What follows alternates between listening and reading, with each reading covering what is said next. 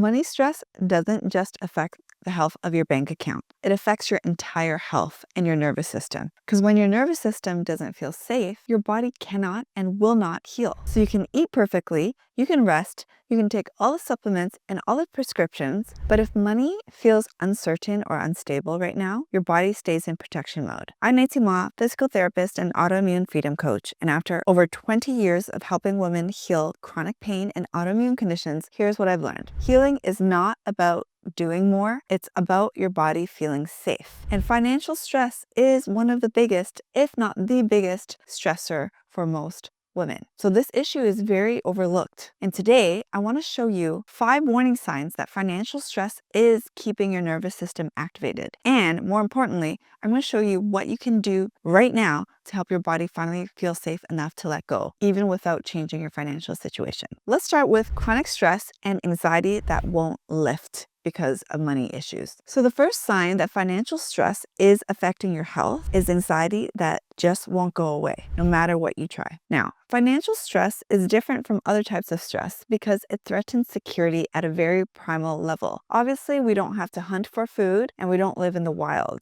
Our way of hunting is going to work, getting a job so we can have money to pay for shelter and pay for food. So financial stress does feel like a survival mode stressor. And maybe you're thinking about retirement or putting your kids to college or just getting by from week to week. Maybe you're supporting aging parents. Maybe your income isn't as predictable as it used to be. Or maybe it's not at the level that you'd like it to be. Or maybe you're just carrying most of the financial responsibility in your household. Even if you're technically okay, your nervous system doesn't analyze spreadsheets. It just senses uncertainty around your current state. And uncertainty equals danger. So your body pumps out cortisol and adrenaline day after day. And this chronic activation is what keeps your immune system confused and overreactive. If your anxiety feels stuck and nothing seems to calm it long term, financial stress may be the root keeping your nervous system locked in survival mode. Another tell sign that financial stress is a problem is that you can't sleep even if you've done all the right sleep routines. And I'm not talking about the occasional restless night. I'm talking about waking up at 3 a.m., thinking about money, crunching numbers, running numbers in your head, replaying financial decisions, worrying about the future of finances. Or you can sleep all night, but you wake up exhausted because your mind never really shuts off because it's thinking about work. Though you might not think about finances directly, if you're thinking about work, that is an indirect way of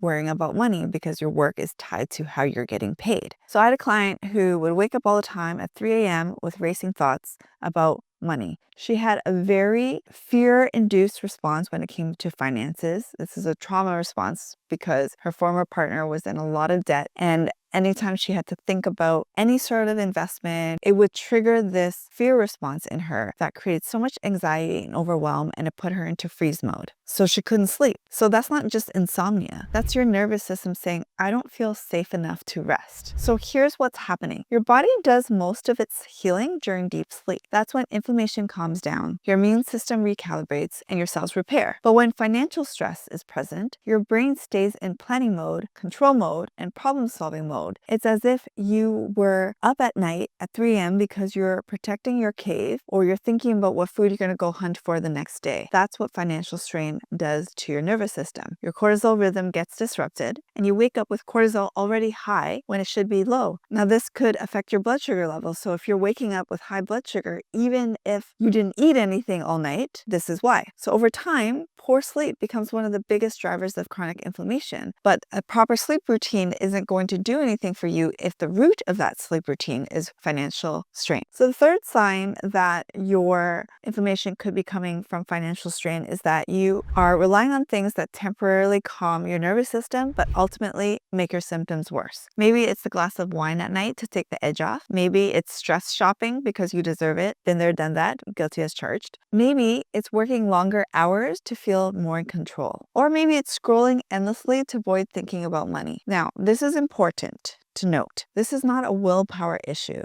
This is your nervous system trying to regulate itself. In terms of survival mode, it goes into fight or flight. And when you avoid dealing with the issue, this distracted behavior is a form of running away from the truth. It's hard to look at the financial situation, so we do whatever we can unconsciously to avoid dealing with it. But guess what happens when you avoid dealing with it? It gets that much more stressful when you have to deal with it. And when this gets more stressful, the stress floods your body with stress hormones, and your systems look for any relief: alcohol, shopping, scrolling, even overworking. And these are all disruptive habits. They're not helpful habits. They just take away the pain of the financial strain momentarily, but unfortunately that pain will come back double, triple, quadruple because it was never addressed properly in the first place. A fourth sign that money strain or financial strain is creating inflammation is when there's relationship strain around money. Now, this is a very common challenge in relationships and families because relationship stress is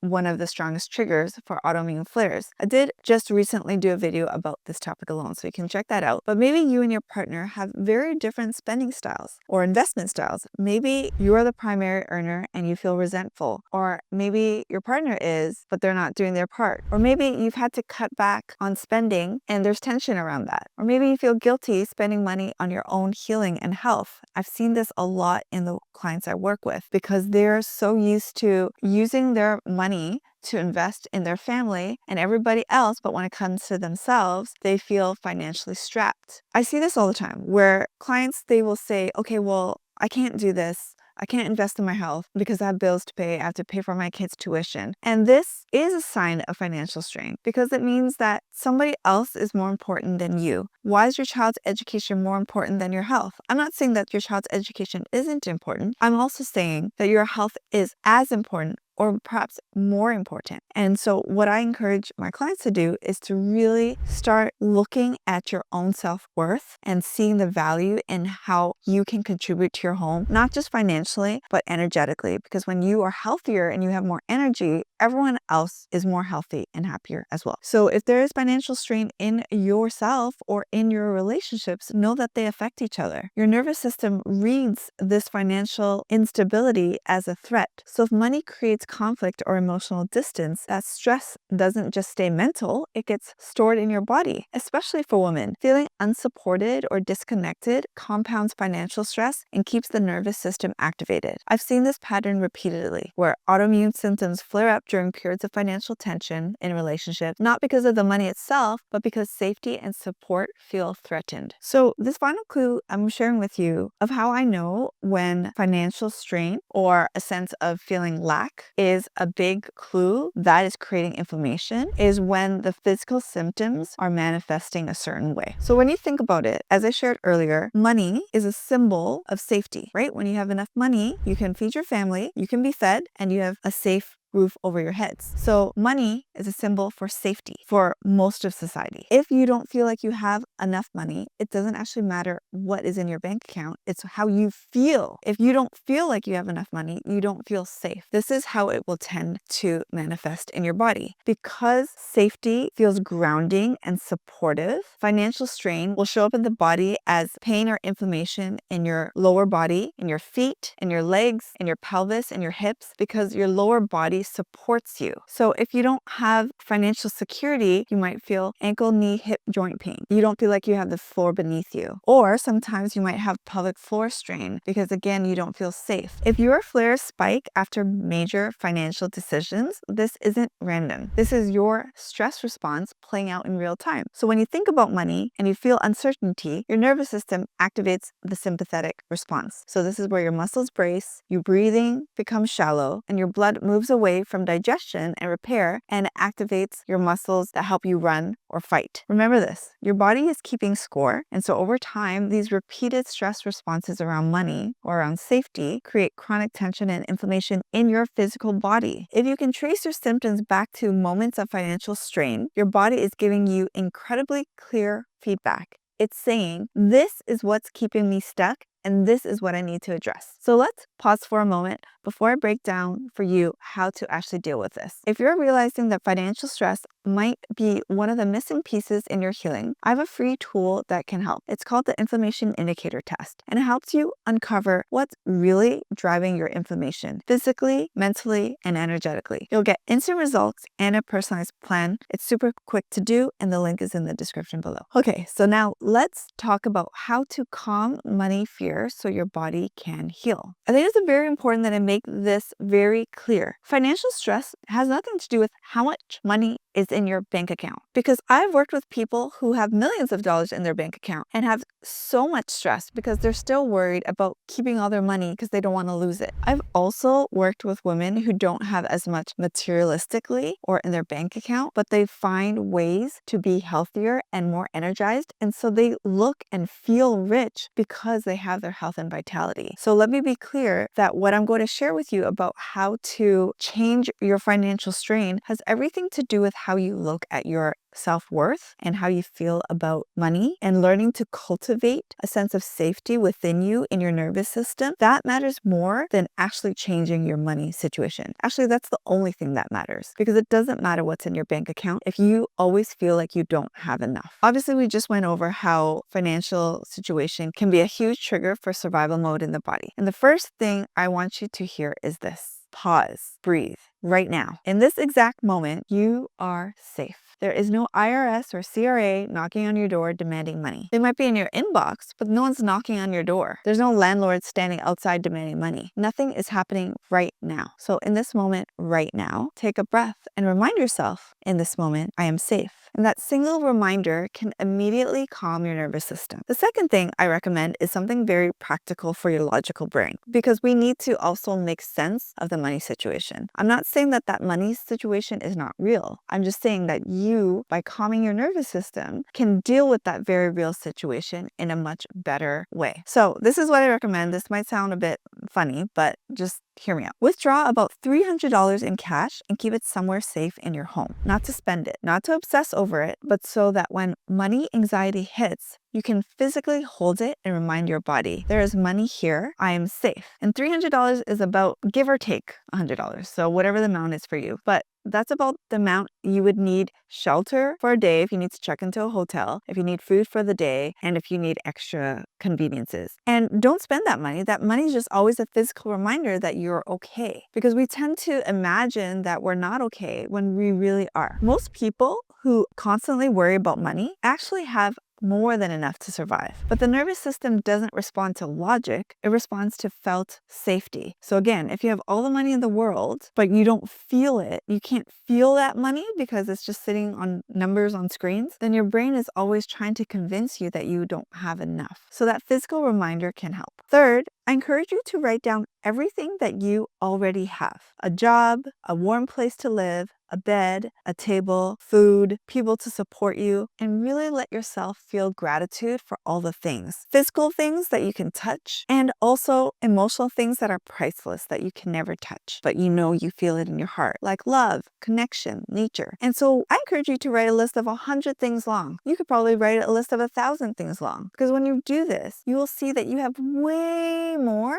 than you realized, and you'll also see that you have way more than you lack. Because when that money stress appears, and I've felt this too, we tend to focus on what we don't have, the money that we haven't made yet, the money of the bills that are coming and we have to pay. But if we focus more on what we already have, then we just feel lighter and we feel more confident, we feel more energized, especially if you tie in gratitude with that list. When we constantly focus on what we don't have, the body drops straight into survival mode. And the more you focus on what you don't have, the more you get what you don't want. And that's just how our energy works. If I tell you to keep focusing on the color red, red, red, red, and everywhere in the room you look around, you see the color red, because red means danger and I don't have enough money. And if you look around, you'll probably see a lot of red in your room. But when you focus on what you do have, like we're in this room, there's a lot of blues and browns, then I'm going to focus more on that. And everywhere I look, that's what I'm going to see. And that's what your brain does. It focuses on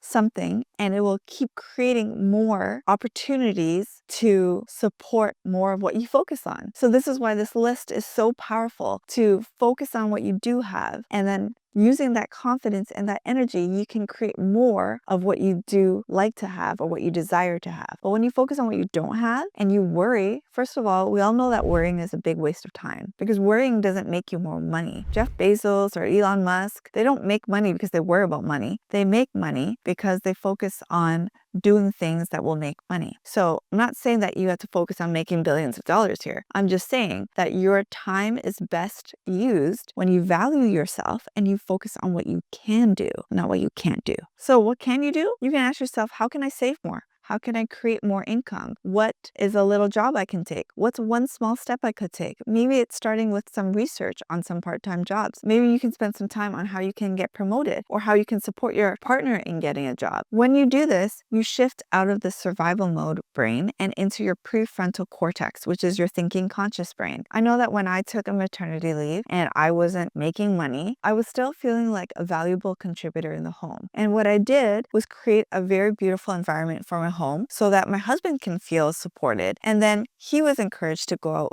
into the world and get a job and get promoted and grow his career. That's something very valuable too. That's something you can't put a dollar amount on. There are ways that you can still feel financially stable without making more money. And when you do this, you tell your nervous system, I'm not trapped, I have options. The last thing I would encourage you to do is to remind yourself of all the times you figured it out before. So if there was a time in your life when things were really hard financially, maybe you were struggling, maybe it was when you were going through school, maybe you were even homeless, but now you have a home. At some point, you figured it out. And if you did it once, you can do it again. Your body needs to remember that you are capable. And finally, and this part matters more than people realize, you need something bigger to connect to than money. Being around like-hearted people, being in a family or supportive community, being connected to God, being connected to nature, that's what truly matters in life. Now, I'm not here to say that money doesn't matter. I love money, and I think money is a very powerful tool to buy nice things, but money doesn't make me happy and things don't make me happy. It's the people I get to share these things with. It's being able to go outside for a walk. It's being able to connect to God in my own time. That's what fulfills me, and that's what will also fulfill you when you can connect to that. So when your nervous system settles because you're connecting to what truly matters, this is where opportunities come to you naturally. Maybe ideas on how you can earn more or save more or attract more abundance in your life. And this is also why I often recommend this powerful book called The Happy Pocket Full of Money. Not as a strategy book, but as a way to shift your internal state out of fear and into trust. Now, this book has really helped me in calming my nervous system, and it's helped me shift my energy so that I just feel profound sense of trust that everything is going to be okay, even when times are hard, because they can be hard sometimes. I'm reminded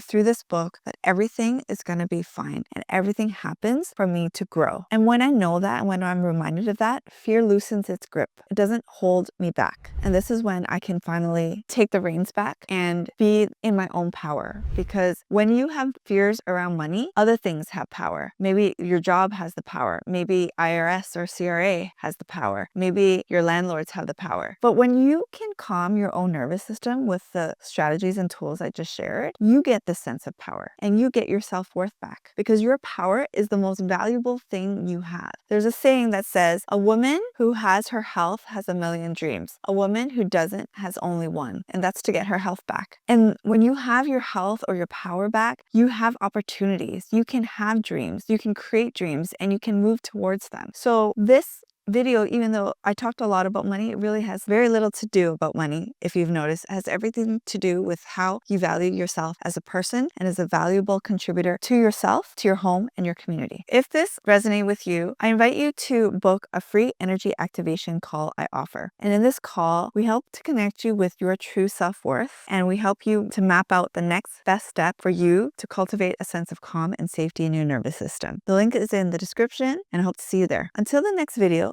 please like, comment, and subscribe, because this matters more than you realize. This helps me to create more videos that are helpful to everybody who watches it. So until the next video, I want you to know I appreciate you, I'm grateful for you, and I'll see you soon.